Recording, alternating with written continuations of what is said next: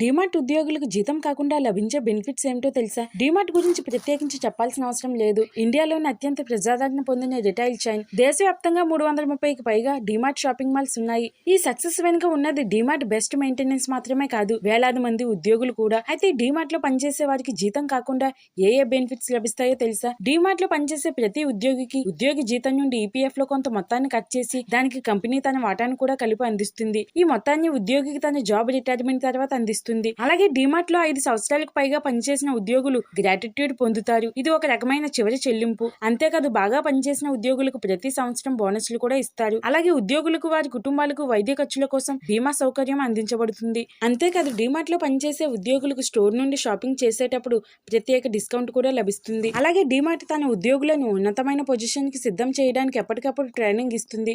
అందువల్ల చాలా మంది ఉద్యోగులు సేల్స్ అసోసియేట్ నుండి మేనేజర్ స్థాయికి చేరుకున్నారు.